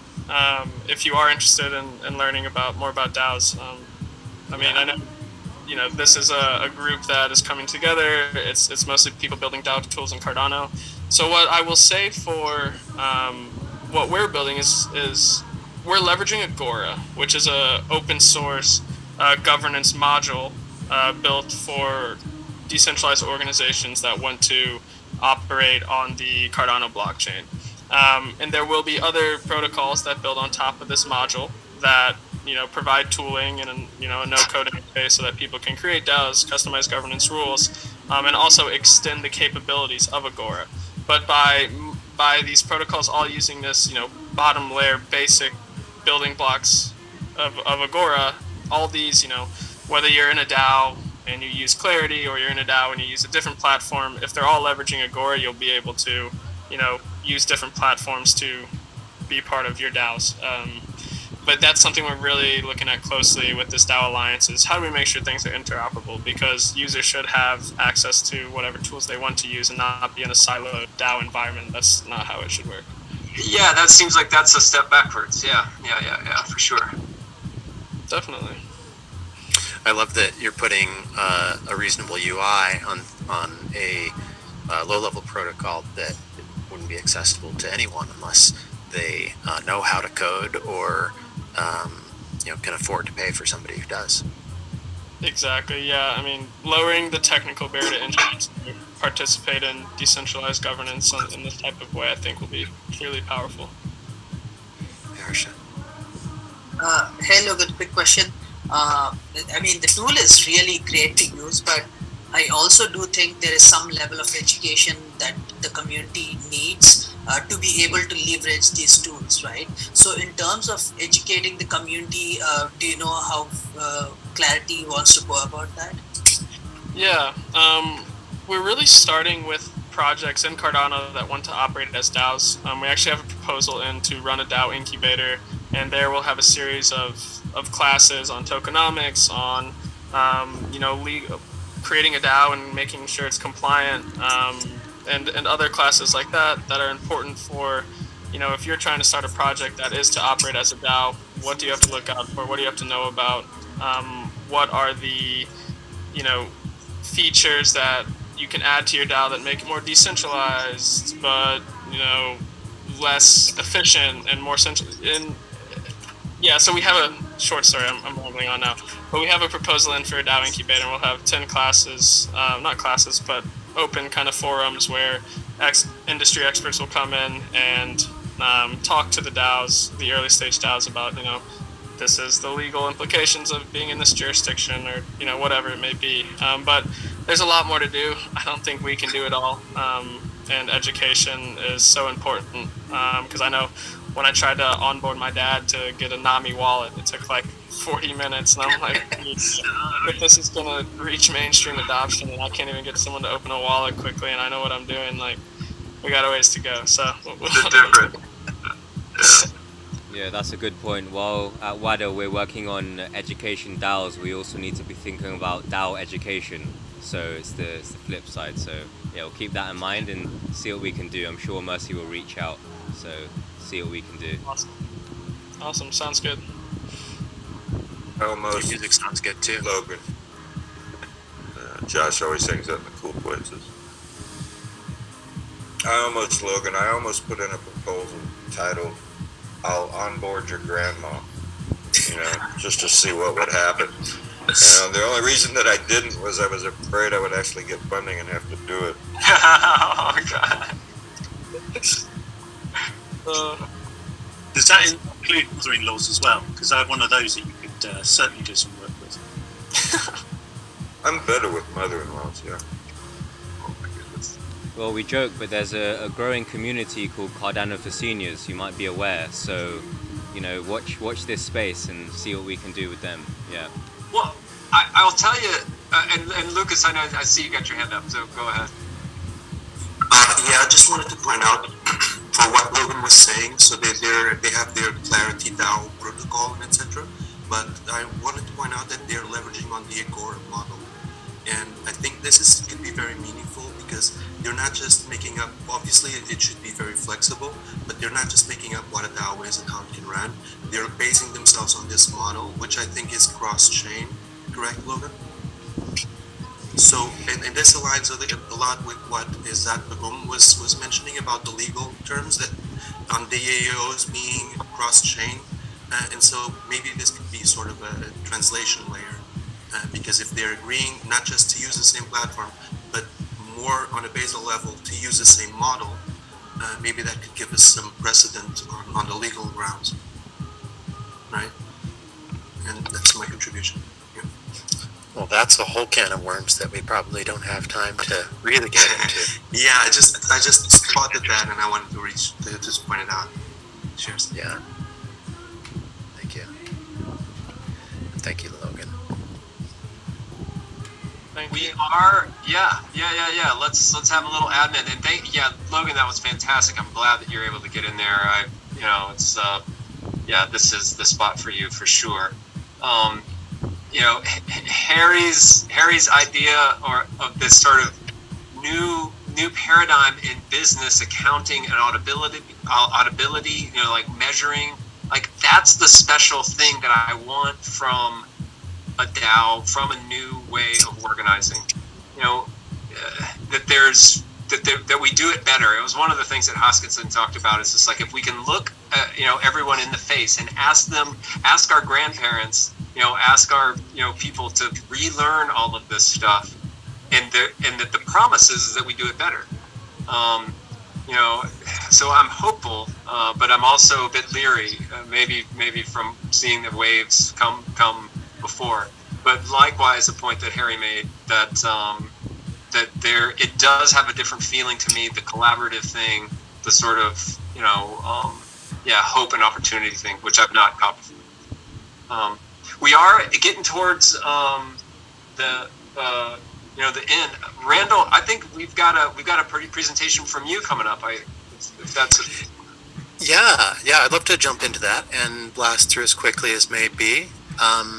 We have a proposal. There's a link in the chat here, a link to a video, 3 minutes that give you essentially all of the mechanics and the mechanisms of what we're proposing to do. And rather than spending time on that, I'll let you click that video link and just tell you that the problem statement is that today's Catalyst process and tools aren't really supportive of experiments in process and governance and allocation of funds. Our challenge setting process lacks continuity, and our ecosystem suffers as a result. We want to build a modular environment based on our platform done collectively for the community to test objective setting, create more continuity in the way we allocate funds, and pilot a model of proposal prioritization and evaluation and other new techniques.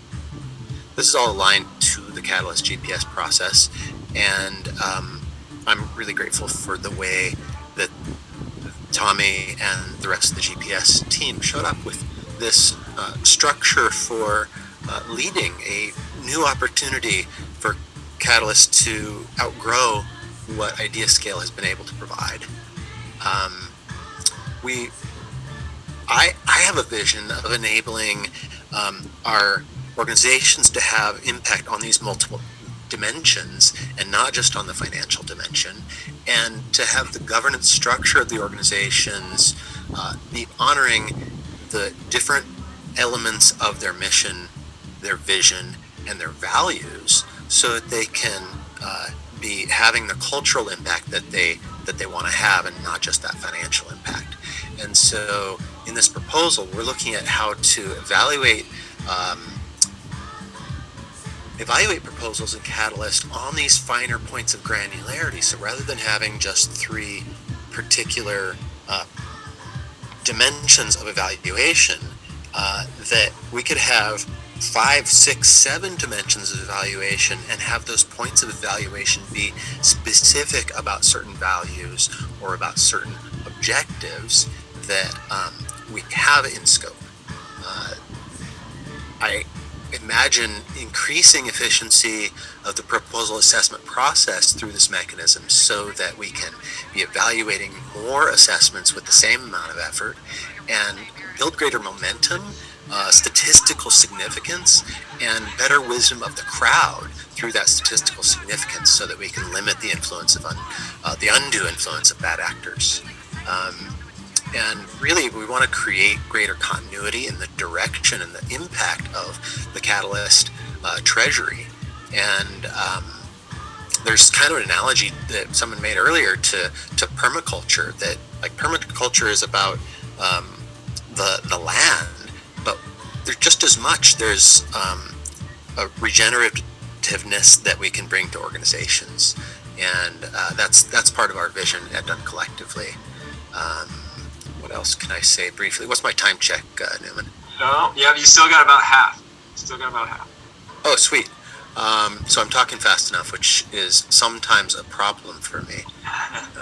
But you just said the permaculture of business organization, and I thought that was like a head blower. That's great. That's fantastic. Yeah. I was inspired by the Harry does it. Harry does it. Listen, there's some catalysting going on, and look, I'm flipping it here. There's some catalyst going on in here that, you know, like, we are better together, and it's not kind of just an aphorism. It's not just a thing. It's just that when you get into the collaborative space, and it's science, you know, it's just like there's magical things going on here.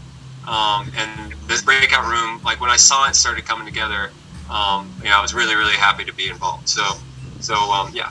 I put your time back on. I'm totally stoked that we're here at the almost 3 hour, over 2.5 hours, and we still have 15 participants in our breakout room. That's awesome. One of my aspirations, and I share this with Tommy, is to enable greater efficiency in the way we use our calendar time as a community. Calendar time costs so much money for just keeping people safe during the passage of those months.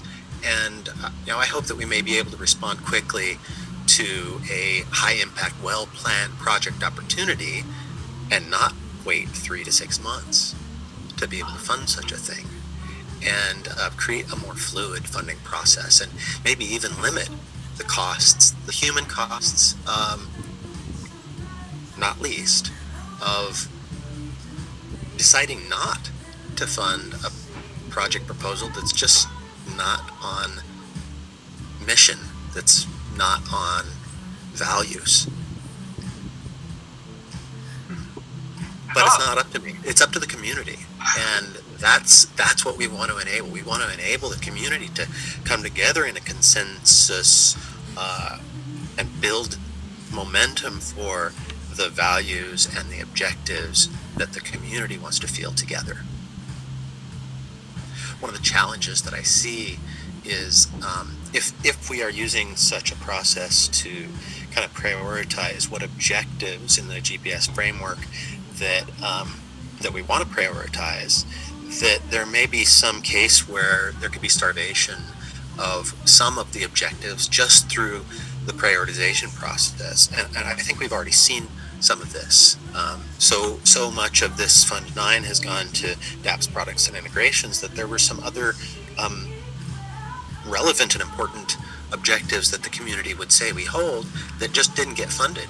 And like, there's no category for Swarm to be funded in 9. What the hell's up with that? Right? And so my hope is that we can find a solution to this challenge and enable even some of our lower priority objectives to still carry enough budget to support the things that we feel are important, and not only the things that are most interesting or most sexy.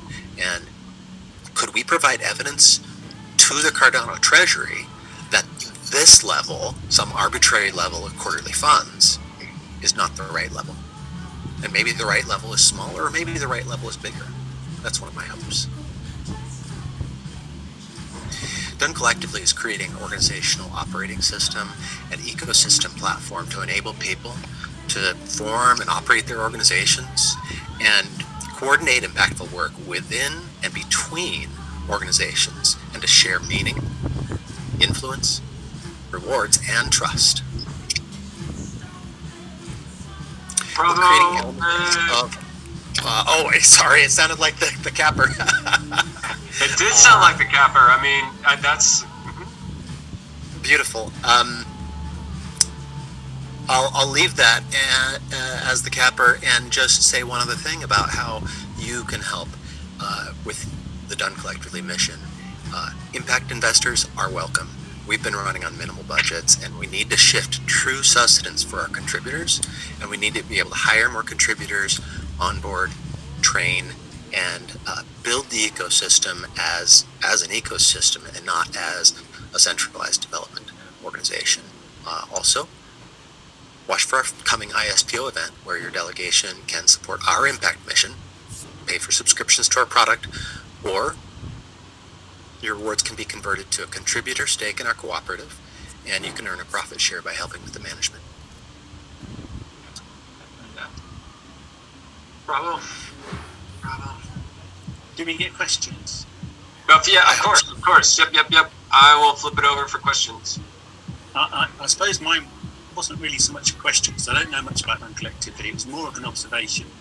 I think, as we said, and I went to speed through some of our stuff, but a lot of what we do sits in the space you're talking about, Randall.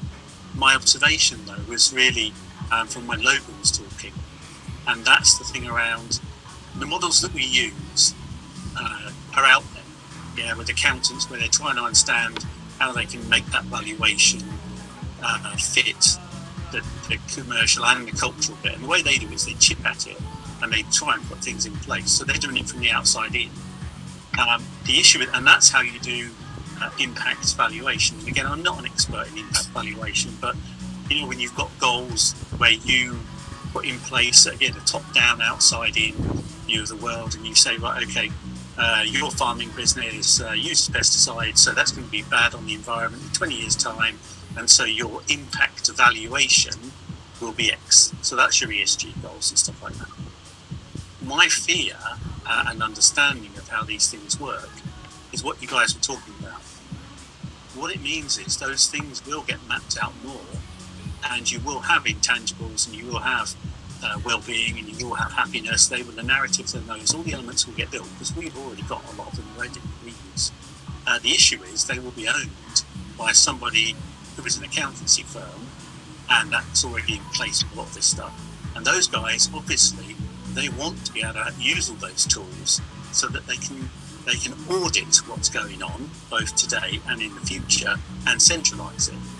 So the model that we run to is this business about you're competitive, and then you bump up to being collaborative, and then you bump up to being integrative, which means you're doing good for both of you plus your customers. Then you bump up to being generative, as you guys know, which means trying to do the best for everybody.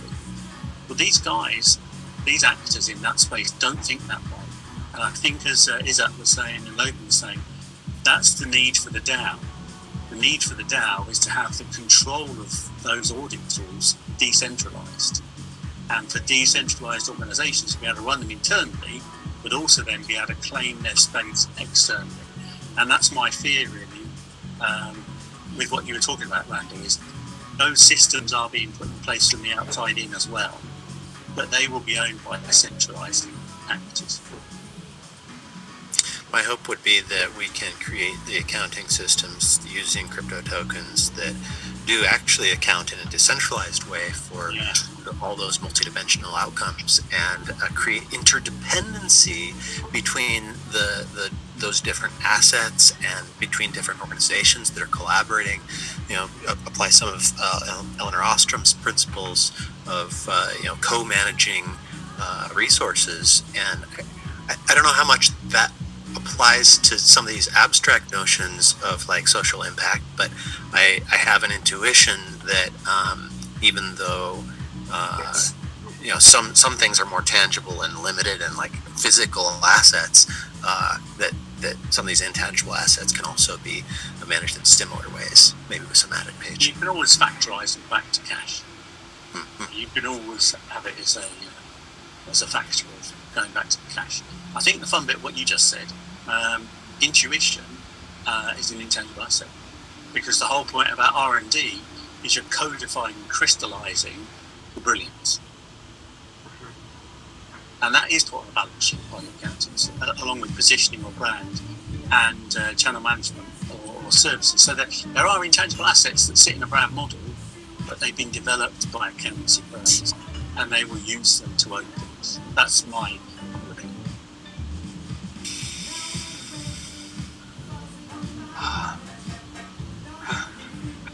Yeah, that's fantastic. There being markets for those things. That's not just held by those individual organizations, but decentralized ownership.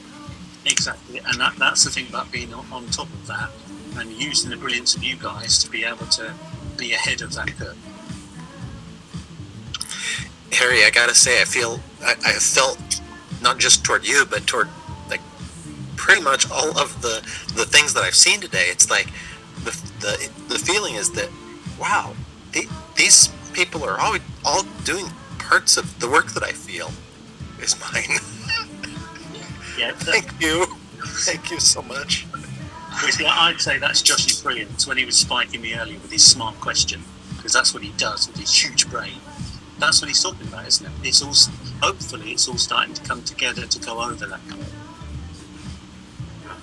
Yeah, likewise. You know, just to share, I feel the same. The work that you guys do in supporting us and vice versa, it's really the add to multiply that we talk about at Wada. So yeah, grateful. I'm loving the transition into appreciation, affirmation. We are getting, and I'm mindful of the time. Per usual, we're getting to just over an hour. So that feels like a great time for shutting down the recording, but not shutting down the meeting. Certainly not shutting down the conversation, which will happen asynchronously as we fan out through this big organization that we call Catalyst. That you guys are all talking about how wonderful it is to feel a part of it. But I do want to open up the space just to sort of, if you want to get on the recording, get your voice out on there. If you haven't done, let's just we'll do the other timer and just sort of let for 5 minutes. Newman, I have to say your wrangling has been awesome. Yeah, your contributor wrangling is 10 out of 10. You get away with 2 minutes, which was rubbish. I was like, this is a test. He's testing me right now. Oh, dang it! I couldn't do it. It was a big battle in my brain. But I think it worked out great. It was Randall that I was worried about. I was like, oh no, because boy can talk.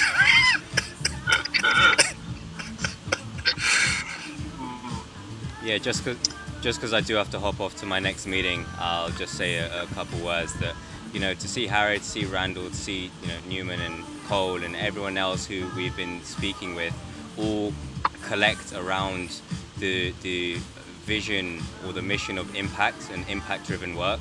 It is always a pleasure, right? You heard Mercy at the start of the meeting, she had some people in tears just about how much she was speaking from the heart. And that's why we're all here. So I'll just say, we're continuing on this journey with you all, and it's such a pleasure. So with that, I will see you next time. Thanks, Josh. Bye, Thank everyone. you. For sure.